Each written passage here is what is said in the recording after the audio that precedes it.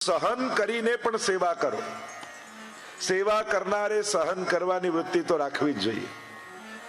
જો નથી તો વધારે વાર સેવા નહીં થાય. તો આ દુનિયા તો આમ કરશો તો આમ કહેશો, પૂરું બગડવાય નહીં, તમે બધું છોડીને લૌકિકમાં લાગી જશો તો એમ કહેશે. જો આખો દિવસ સંસાર સંસાર, ક્યારેક તો ભગવાનનું નામ લે અને ભગવાનમાં લાગશો. હજી તો ઉંમર નાની છે ને અત્યારથી સેવા કરવા લાગ્યા, થોડું તો કઈ પરિવારનો વિચાર કરો, એમ કઈ સેવા છોડાવશે. એટલે ન સંસાર ના થવા દેશે ને ભગવાન ના થવા દેશે. સંસાર હંમેશા આપણને એના કામનો બનાવીને રાખે છે. એટલે સંસાર ના બોલવાની. એમ કહેતા ને કે એક પેલો પિતા અને પુત્ર ઘોડો લઈને જતા અને જઈ રહ્યા હતા, બંને ઘોડા પર ચડીને એટલામાં એક માણસ મળે છે ને, માણસાઈ જેવું કંઈક છે, જીવ દયા તો રાખો, એક જ ઘોડા પર બંને ચડી ગયા, સારું લાગે છે. એટલે પેલાને તો વાત તો સાચી છે. એટલે દીકરાએ કહ્યું કે પપ્પા તમે બેસો, હું ચાલુ છું. એટલામાં એક મળે છે, આટલો મોટો બાપ થઈને પોતે ઘોડા પર બેઠો, નાના છોકરાને ચલાવે છે. પિતાને શરમ આવી કે ના ના દીકરા તું બેસ, હું ચાલુ છું. ફરી એક મળ્યો છે ને, આ છોકરાઓ આજકાલના, પોતે ઘોડા પર બેસી ગયો છે, બાપને ચલાવી રહ્યો છે. બંનેને એવી શરમ લાગી કે ચાલો ને આપણે બંને ચાલતા જઈએ. બંને ચાલતા, તો એક મળ્યો છે ને મૂર્ખાઓ, છતે ઘોડે ચાલતા જાય છે. વેચી દીધો કંટાળીને, તોય મળ્યો. રાખ્યો હોત તો કામ ના લાગે, તારે ક્યાં બેસવા દીધા. તો આ તો દુનિયા તો આવી જ છે. જે કરશો એનાથી ઊંધું બોલનારા દુનિયામાં છે જ, ઊંધું વિચારનારા દુનિયામાં છે જ. પણ પોતાનાથી જુદો વિચાર કરનારાને પોતાનો વિરોધી નહીં માની લેવો, વેરી નહીં માની લેવો. એનો વિચાર જુદો છે. અને દુનિયામાં જુદા વિચાર હોઈ શકે છે. કોઈ આપણાથી જુદું વિચારે આપણો વેરી ન થઈ જાય. અહીંયા પ્રભુને થયું કે હું મનાવવા જઈશ ને સમજાવવા જઈશ તો એ નહીં માને, હું પોતે મણી શોધીને એને લાવીને આપી દઉં. અને આમ કરીને પ્રભુ પોતે શોધવા માટે નીકળ્યા. જંગલમાં ગયા, પ્રસેનનો મૃતદેહ પડ્યો હતો અને એની બાજુમાં સિંહના પંજાના નિશાન હતા. પ્રભુ એ પંજાની પાછળ પાછળ જાય, સિંહનો મૃતદેહ દેખાયો, રીંછના પંજાના નિશાન હતા. પ્રભુ એની પાછળ પાછળ, અને ગુફા આવી, એની અંદર પ્રવેશ કરી ગયા. અને રીંછે તરાપ મારી અને ભયંકર યુદ્ધ થયું. 12 દિવસ સુધી યુદ્ધ ચાલ્યું. આ રીંછ બીજું કોઈ નહોતું, રામા અવતારના જાંબુવાનજી હતા. જ્યારે રામ અને રાવણનું યુદ્ધ થતું હતું ત્યારે રામનું બળ જોઈ એમને એમ થયું કે પ્રભુ જોડે બે હાથ કરવા મળે તો કેવું સારું. તો પ્રભુએ કૃષ્ણ સ્વરૂપે મનોરથને પૂરો કર્યો. મણી આપ્યો પ્રભુને અને કહ્યું આ મણી તો રાખો, પણ મારા સંસારનો મણી આ જાંબુવતીજી મારી પુત્રી, એની સાથે આ વિવાહ કરો. પ્રભુના વિવાહ થયા છે. સત્રાજીતને મણી લાવીને આપ્યો અને ક્ષમા માંગીને કહ્યું આ સત્યભામાજી સાથે આ વિવાહ કરો. અન્ય વિવાહોની કથા આવી. કાલિંદી, મિત્રવિંદા, સત્યા, ભદ્રા, લક્ષ્મણા, આમ પ્રભુના અષ્ટપટરાણી થયા. આ અષ્ટપટરાણી એટલે અષ્ટધા પ્રકૃતિ. ભૂમિ, રાપો, નલો, વાયો, ખમ, મનો, બુદ્ધિ રેવ છે. આ જેમ અષ્ટ પ્રકારની પ્રકૃતિ કહેવાય છે, પુરુષ અને પ્રકૃતિ જે શાસ્ત્રોમાં વર્ણન છે, એમ અષ્ટપટરાણીઓ પ્રભુના થયા. અન્ય વિવાહોની કથા આવી. ભૌમાસુર નામનો દૈત્ય હતો. એણે 16,000 કન્યાઓને કેદ કરીને રાખી હતી અને એનો કિલ્લો ચારે બાજુ પાણી, વચ્ચે કિલ્લો. અને મૂર નામના દૈત્યને ત્યાં રક્ષા માટે રાખ્યો. પ્રભુને વિનંતી કરી છે કે અમને મુક્ત કરાવો. ગરુડ પર સવાર થઈને પરમાત્મા પધાર્યા છે. મૂરને માર્યો અને પ્રભુનું નામ પડ્યું મુરારી. મહાપ્રભુજી મુરારી શબ્દનો પ્રયોગ કરે છે. ન ગોવિંદ કયા, ન કૃષ્ણ કયા, મુરારી શબ્દનો પ્રયોગ કર્યો. કારણ આ મૂર નામનો દૈત્ય ભક્ત અને ભગવાનને મળવામાં પ્રતિબંધ દોષરૂપ હતો. તો યમુનાજીમાં રજ કોની છે? એ રજનો પ્રભાવ શું છે કે ભક્તિમાં આવતા બધા જ પ્રતિબંધોને દૂર કરી દે, એવું આ યમુનાજીની રજનો પ્રભાવ છે. જ્યારે જીવનમાં એમ લાગે કે મારી ભક્તિમાં અનેક પ્રકારના સંકટો, અનેક પ્રકારના વિક્ષેપો આપી રહ્યા છે, ત્યારે બને તો યમનાષ્ટકનો પાઠ કરો. એમ પણ પ્રત્યેક વૈષ્ણવે રોજ યમનાષ્ટક, કૃષ્ણાશ્રય આ 2 પાઠ તો કરવા જ જોઈએ. અને સર્વોત્તમજી કરો તો વધારે ઉત્તમ. પણ આ તો થવું જ જોઈએ. એક યમનાષ્ટક કરવા માત્રથી 5 મિનિટ લાગે પણ 24 કલાક યમુનાજી તમારી રક્ષા કરશે. મહાપ્રભુજી પણ 5 ફળ બતાવે છે ને. એનું ફળ તવાષ્ટકમિદં મુદા પઠતિ સૂર સૂતે સદા સમસ્ત દુરિતક્ષય, સમસ્ત પાપોનો નાશ થાય. ભગવદ નામથી જ પાપ જાય. અને એમાં પણ યમુનાજીનું નામ જે પ્રભુને પણ પ્રિય છે. તિનકે ગુણ સુનન કો લાલ ગિરિધર ન પિય, આય સન્મુખ તાકે બિરાજે. શ્રી યમુનાજીના ગુણગાન થતા હોય ને ત્યાં તો સ્વયં પ્રભુ આવીને શ્રવણ કરવા લાગે. એટલે બને તો એક યમનાષ્ટક રોજ કરો. સમસ્ત દુરિતક્ષય, સમસ્ત પાપોનો નાશ થશે. ભવતિ વૈ મુકુંદે રતિ, પ્રભુમાં પ્રીતિની વૃદ્ધિ થશે. તયા સકલ સિદ્ધયો, સકલ સિદ્ધિનું દાન કરશે. મુરરી પુષ્ટ સંતુષ્ટતિ, પ્રભુને પરમ સંતોષ. અને સ્વભાવ વિજયો ભવે, સ્વભાવ પર વિજય થાય. માણસને ભગવાન બધું ગોઠવી આપે ને તો છેલ્લે પોતાના સ્વભાવથી દુખી થાય. જો સંજોગો દુખી કરે ને તો સમજાય, પણ સ્વભાવથી દુખી ન થતો. એ તો પોતાનો જ પગ કુલાડી પર મારવા જેવો છે. પ્રભુએ બધું જ ગોઠવી આપ્યું, છતાંય માણસ કાંઈ ને કાંઈ એવા વિપરીત સ્વભાવમાં ફસાઈ જાય. અને સ્વભાવમાંથી નીકળવું બહુ અઘરું છે. સ્વભાવ બદલવો બહુ કઠિન છે. આ તો યમુનાજી કૃપા કરે ને તો જ સ્વભાવ પર વિજય થાય. તો મુરારી નામ પરમાત્માનું પડ્યું. મૂળ નામના દૈત્યને માર્યો, 16,000 કન્યાઓને કેદમાંથી મુક્ત કરી અને કહ્યું કે હવે તમે તમારા ઘરે જાઓ. બધી જ કન્યાઓએ વિનંતી કરી, રડવા લાગી. વિનંતી કરતા પ્રભુને કહે છે કે પ્રભુ, સમાજ એવો છે ને કે એક રાત્રિ પણ કન્યા બહાર રહી જાય તો એને જીવવા નથી દેતું. તો અમે તો આટલા સમયથી આ અસુરની કેદમાં છીએ. આપ અમને ઘરે મોકલશો પણ સમાજ અમારો સ્વીકાર નહીં કરે, અમને તરછોડશે, અમારું જીવવું દુષ્કર થઈ. એના કરતા અમે મરી જઈએ સારું. અને જો આપ અમારો સ્વીકાર નહીં કરો તો અમે આત્મઘાત કરી લઈએ, એ અમારા માટે વધારે સારું. પ્રભુ ઈચ્છે તો બધાને દાસી બનાવીને રાખી શકત, પણ પ્રભુએ એક જ મુહૂર્તમાં 16,000 રૂપ ધારણ કર્યા અને એક સાથે 16,000 વિવાહ પરમાત્માએ કર્યા. અને સર્વને રાણીનું સન્માન પરમાત્માએ આપ્યું છે. આગળ બલરામજી દ્વારા રૂકમીના વધની કથા આવી, ઉષા અનિરુદ્ધ વિવાહની કથા આવી, નગરાજાની કથા આવી. આ નગરાજા કાચિંડો બનીને કુવામાં પડ્યા છે. યાદવના બાળકો રમતા રમતા આવ્યા અને જોયું તો આટલો મોટો કાચિંડો કુવામાં. જળ છાટ્યું ને દિવ્ય પુરુષ પ્રગટ થયો. પૂછ્યું કોણ છો? કહ્યું કે નૃગરાજા છે. દુનિયામાં મારા જેવો દાતા બીજો કોઈ નથી. વર્ષાની બૂંદો પડે એટલી ગાયોના દાન મેં કર્યા છે, પણ એક વારની ભૂલને કારણે કાચિંડો બનીને પડ્યો છે. એક વાર કેટલીક ગાયો મેં દાનમાં આપી એક બ્રાહ્મણને. રાતના સમયે એ ગાય પાછી મારી ગૌશાળામાં આવી ગઈ અને બીજા દિવસે બીજા બ્રાહ્મણને ગાય આપી દીધી અને બંને બ્રાહ્મણોમાં ઝઘડો થયો. શ્રાપ મને લાગ્યો અને કાચિંડો બનીને પડ્યો છે. એટલે માટે જ આપણે ત્યાં દાનમાં પણ વિવેક બતાવ્યો છે. દાન કઈ રીતે અપાય, કોને અપાય, અને કોને અપાય તો વાત જુદી, કોનું લેવાય એ પણ વિચારવું જોઈએ. જે આપે બધાનું લઈ ન લેવાય.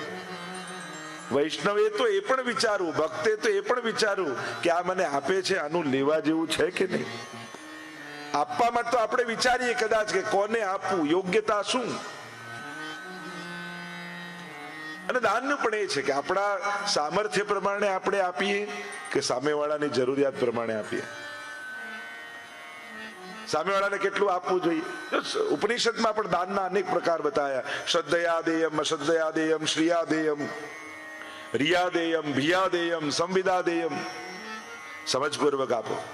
તમારા દાનનો કોઈ દુરુપયોગ તો નથી કરતો ને. જો ધનની તો 3 જ ગતિ છે, દાન, ભોગ અને નાશ. કા દાન કરો, કા ભોગવો, કા એનો નાશ થશે. આ 3 જ ગતિ છે. ચોથી ગતિ શાસ્ત્રો નથી બતાવતું. ચોથી ગતિ ધનની 3 જ ગતિ બતાવી. કા દાન કરો અને શ્રેષ્ઠ ગતિ દાન છે, કા ભોગવી લો. ઘણી વાર માણસ ભોગવી નથી શકતો, આપી નથી શકતો અને એનો નાશ થાય છે. તમારી મહેનતથી કમાયેલું તમારા આત્મકલ્યાણમાં લાગે એ જરૂરી છે. બાળકો આ દેશમાં રહે છે, ભણે છે, કમાય છે, બધું બધાનું કરી જ લેવાના છે. એ લોકો પોતપોતાના સામર્થ્યથી આગળ વધશે જ, અને યથાશક્તિ કરવી જ પણ જોઈએ મદદ. પણ તમે પરિશ્રમથી જે ભેગું કર્યું છે એ તમારા આત્મકલ્યાણ, તમારા પુણ્ય સંચય એમાં ઉપયોગમાં આવે એ પણ જરૂરી છે. એટલે એનોય પ્રયાસ કરજો. શ્રદ્ધયા દેયમ, કયું શાસ્ત્ર કહે છે કે શ્રદ્ધાથી આપો. જ્યારે પણ આપો ભાવથી આપો, રિયા શરમથી આપો.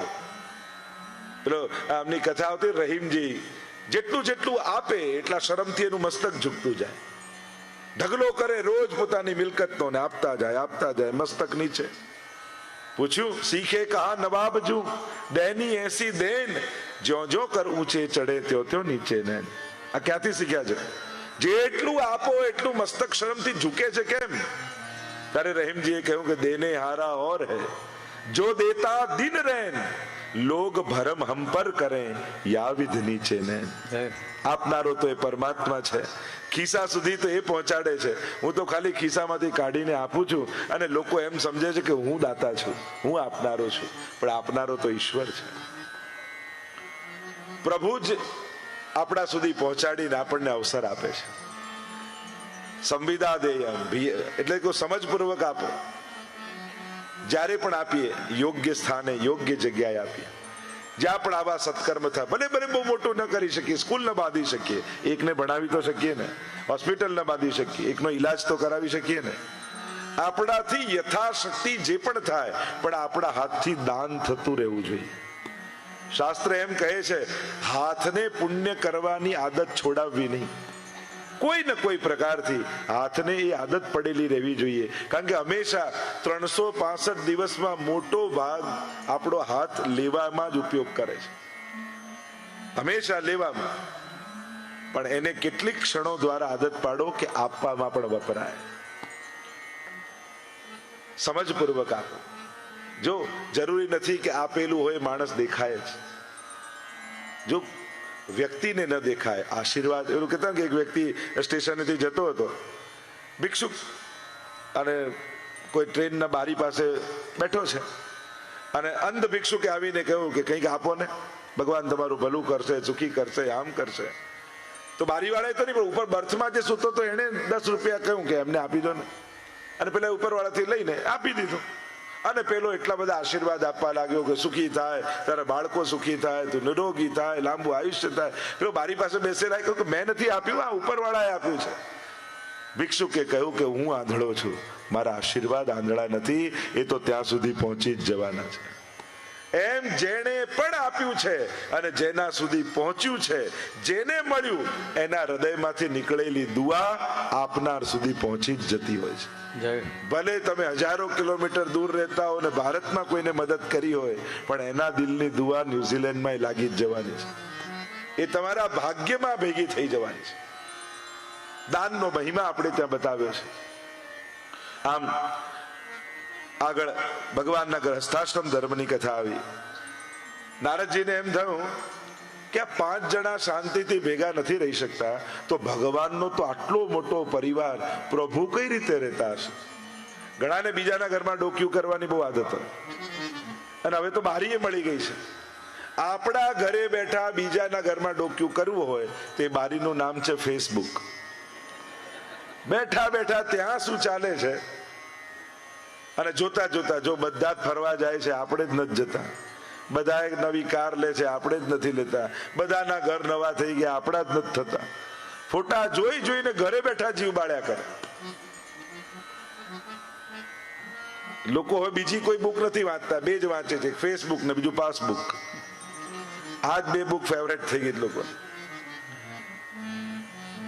ખરાબ કોઈ વસ્તુ નથી, એનો દુરુપયોગ ખરાબ હોય છે.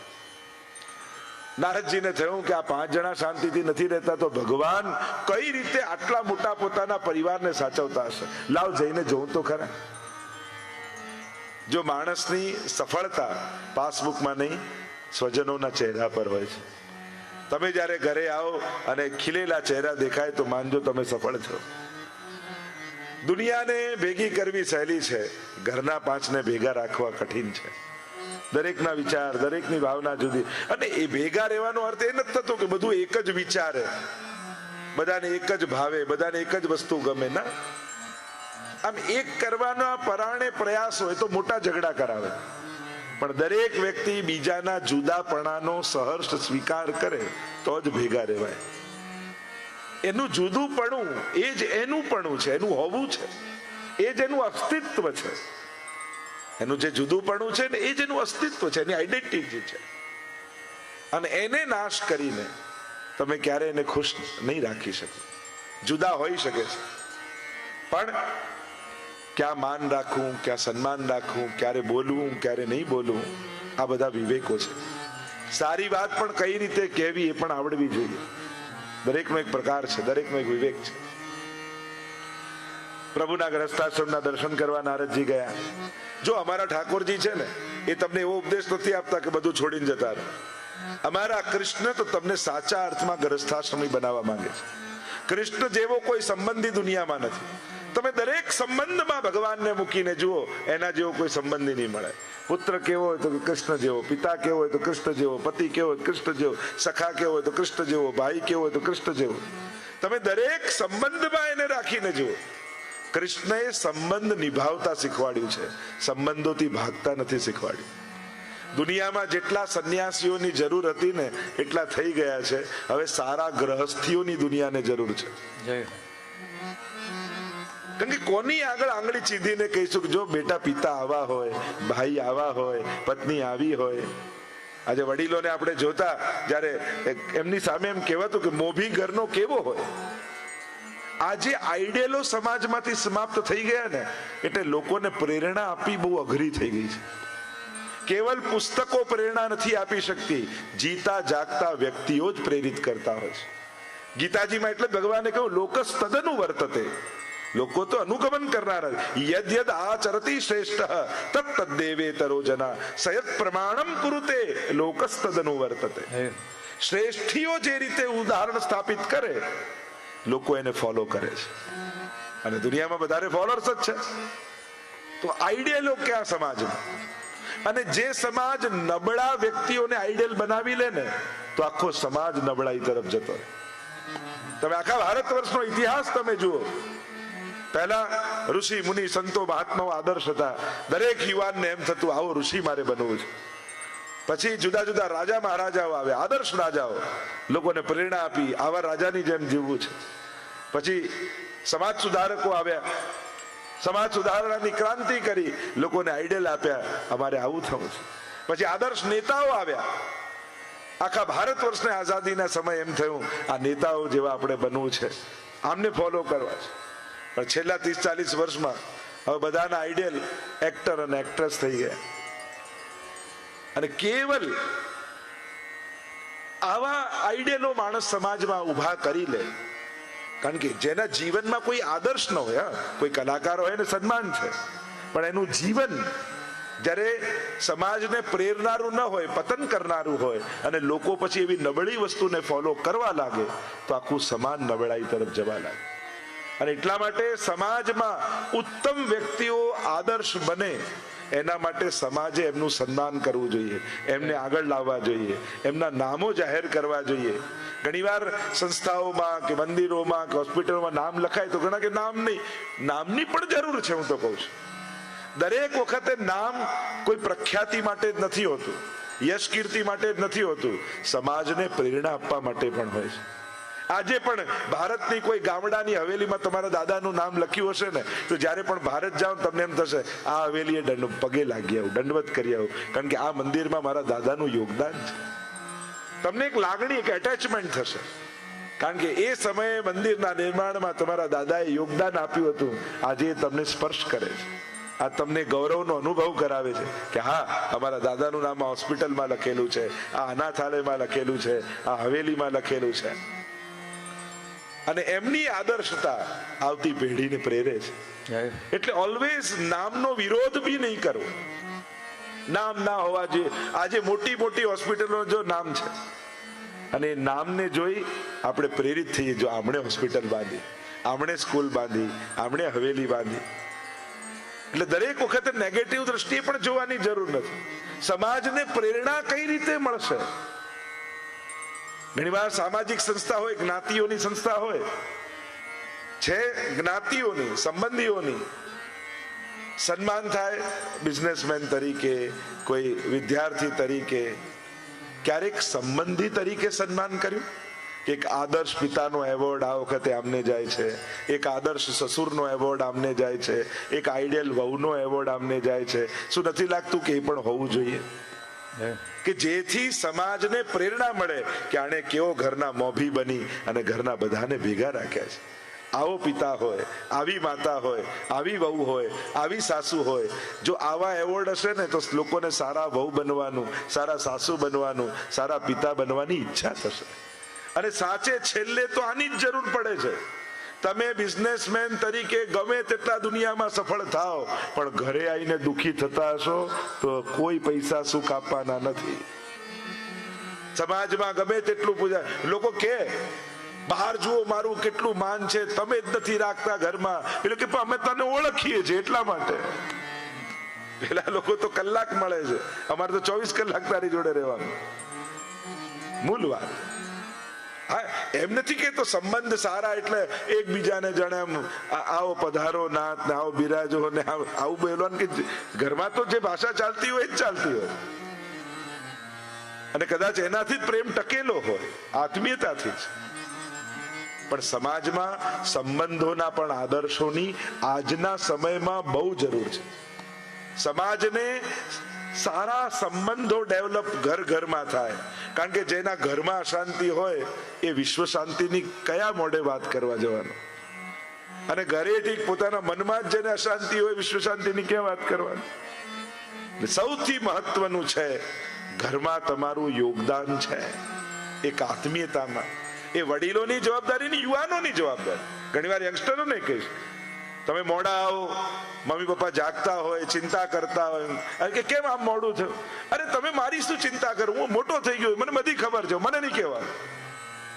તમે આટલું બધું ભણી લીધું, ડોક્ટર થયા, લોયર થયા, સીએ થયા, આટલું બધું ભણી વાંચી કરીને મોટા થયા, તમને મા બાપનું મન વાંચતા નથી આવડતું? કે એની ચિંતામાં તમારો પ્રેમ છુપાયેલો છે, તમારા માટેની સુરક્ષા છુપાયેલી છે, તમારા માટેની લાગણી છુપાયેલી છે. મમ્મી પપ્પા જ્યારે તમારી ચિંતા કરે છે, તમને પૂછે છે, એમાં એમની કોઈ નફરત છે? તમને બાંધવા માટે છે? ના, તમારા માટેની લાગણી ચિંતા રૂપે અભિવ્યક્ત કરે છે કે બેટા જીવનમાં તને કોઈ એવો કડવો અનુભવ ન થઈ જાય કે જેનાથી તારું આખું જીવન ખરાબ થઈ જાય, એટલા માટે તારી ચિંતા કરી છે.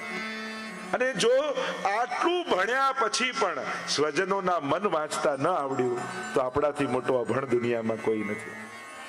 તમારા જે સ્વજનો નિકટમાં સાથે રહેનારા છે, એક વાત તો ચોક્કસ છે, એ તમને પ્રેમ કરે છે એ તો તમને શ્યોર ખબર છે.